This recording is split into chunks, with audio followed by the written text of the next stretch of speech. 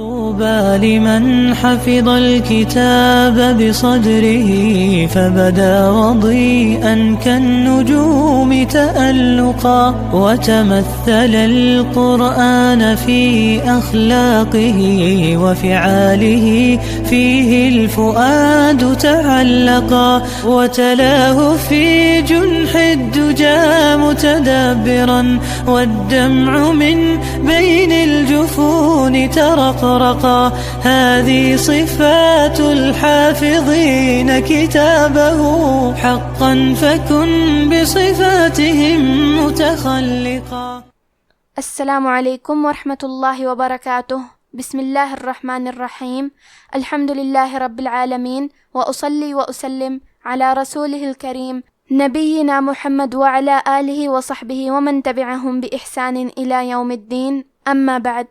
رب اشرح لی صدری ویسر لی امری واحلل عقدۃ من لسانی یفقہ قولی. شروع کرتی ہوں اللہ کے نام سے جو بڑا مہربان نہایت رحم کرنے والا ہے. انشاءاللہ آج کے درس نمبر 317 میں سورۃ المجادلہ آیت نمبر 22 کی شرح اور ترجمہ سماعت فرمائیں گے. تو شروع کرتے ہیں. اعوذ باللہ من الشیطان الرجیم. لا تجد قوما يؤمنون بالله واليوم الآخر يوادون من حاد الله ورسوله ولو كانوا آباءهم أو أبناءهم أو إخوانهم أو عشيرتهم أولئك كتب في قلوبهم الإيمان وأيدهم بروح منه ويدخلهم جنات تجري من تحتها الأنهار خالدين فيها رضي الله عنهم ورضوا عنه أولئك حزب الله ألا إن حزب الله هم المفلحون. کلمت قومن میں حرف القاف کے ادائیگی زبان کے جڑ اور تالو کے نرم حصے سے ہے. قاف حروف التفخیم میں سے ہے تو ہم یہ حرف کو موٹی آواز میں پڑھیں گے. آخری میں میم پہ تنوین زبر ہے. پھر حرف الیا آتا ہے کلمت یؤمنون. یا حروف الادغام بغنہ میں سے ہے. ادغام کا معنی ہے حرف کو حرف میں داخل کرنا، تو ہم تنوین کو یا میں ملا کے غنہ اور تشدید کے ساتھ یہ حکم کو ادا کریں گے. قوما یؤمنون. کلمت یؤمنون میں حمزہ پہ جزم ہے تو ہمیں حمزہ کو ظاہر کرنا ہے. کلمت باللہ حرف البا کے نیچے زیر ہے، لہذا لفظ الجلالہ کے لام کا حکم ہے ترقیق، تو ہمیں حرف اللام کو پتلی آواز میں پڑھنا ہے. باللہ. کلمت الیومی کے آخر میں میم کے نیچے زیر ہے تو ہم زیر کو ظاہر کریں گے. کلمت الآخر میں حرف الخا کی ادائیگی حلق کے اوپر والے حصے سے ہے. خا حروف التفخیم میں سے ہے تو ہم یہ حرف کو موٹی آواز میں پڑھیں گے. حرف را کے نیچے زیر ہے، یہاں را کا حکم ہے ترقیق، لہذا را کو پتلی آواز میں پڑھنا ہے. کلمت یوادون میں یا کے پیش کو ظاہر کریں گے. الف پہ مد کا علامہ ہے. یہ مد لازم کلمہ مثقل ہے. اس مد میں ہم اپنی آواز 6 مد کے برابر لمبی کریں گے. حرف دال پہ تشدید ہے تو ہمیں 2 حرف کے برابر دال کو پڑھنا ہے، کیونکہ تشدید کی اصلیت 2 حرف ہے. جیسا کہ یہاں حرف دال ہے تو یہ 2 دال ہے، دال ساکن اور دال متحرک. کلمت حادہ میں حرف الحا کی ادائیگی حلق کے درمیان والے حصے سے ہے. یہاں بھی مد لازم کلمہ مثقل ہے تو اس مد میں ہم اپنی آواز 6 مد کے برابر لمبی کریں گے اور حرف دال کو 2 حرف کے برابر پڑھیں گے کیونکہ اس پہ تشدید ہے، اور کیونکہ تشدید زبر کا ہے لہذا لفظ الجلالہ کے لام کا حکم ہے تفخیم، تو ہمیں حرف اللام کو موٹی آواز میں پڑھنا ہے. حاد اللہ ورسولہ. کلمت ورسولہ میں حرف را پہ زبر ہے تو ہم حرف را کو موٹی آواز میں پڑھیں گے. آخری میں ہاں پہ الٹا پیش ہے، یہاں حکم ہے مد صلہ صغرا، یہاں ہم اپنی آواز 2 مد کے برابر لمبی کریں گے. وَرَسُولَهُ وَلَوْ. کلمت کانو کے آخری میں واو پہ مد کا علامہ ہے. یہ مد جائز منفصل ہے. مد جائز منفصل کا معنی ہے کہ حرف المد پہلے کلمہ کے آخری میں ہو اور اس کی وجہ جو کہ حمزہ ہے وہ دوسرے کلمہ کے شروعات میں آئے.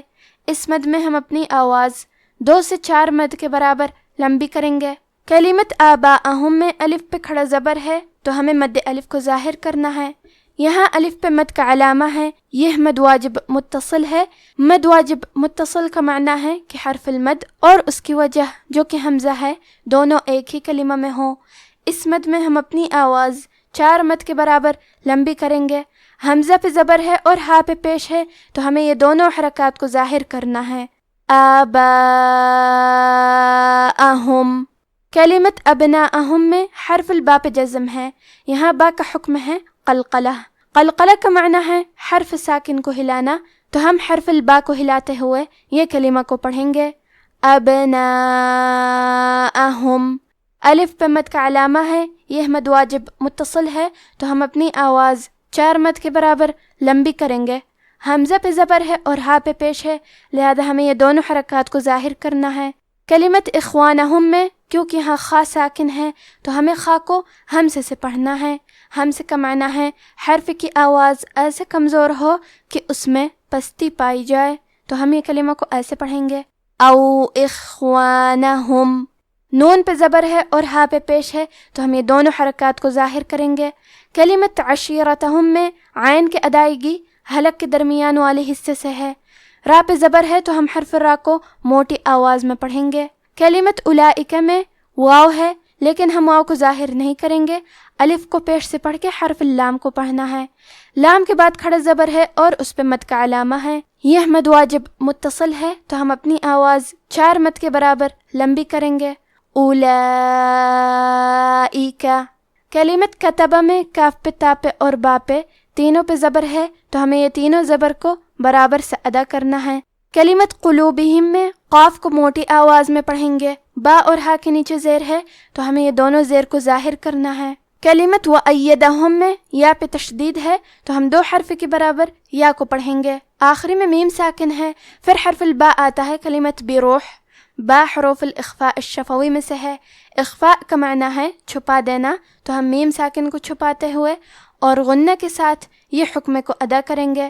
وَأَيَّدَهُم بِرُوحٍ. کلمت بروح میں حرف را پہ پیش ہے تو ہمیں پیش کو ظاہر کرنا ہے اور حرف را کو موٹی آواز میں پڑھیں گے. آخری میں ہا کے نیچے تنوین زیر ہے، پھر حرف المیم آتا ہے. کلمت منہ.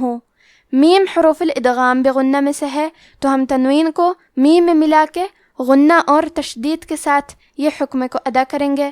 بروح منہ. کلمت یدخلہم میں حرف دال پہ جزم ہے، کیونکہ دال بھی حروف القلقلہ میں سے ہے تو ہم یہ حرف کو ہلاتے ہوئے یہ کلمہ کو پڑھیں گے. وَيُدْخِلُهُمْ. خا کو موٹی آواز میں پڑھنا ہے. حرف اللام کو اور ہا کو دونوں کو پیش سے پڑھیں گے. کلمت جنات میں حرف نون کو 2 حرف کے برابر پڑھیں گے کیونکہ اس پہ تشدید ہے.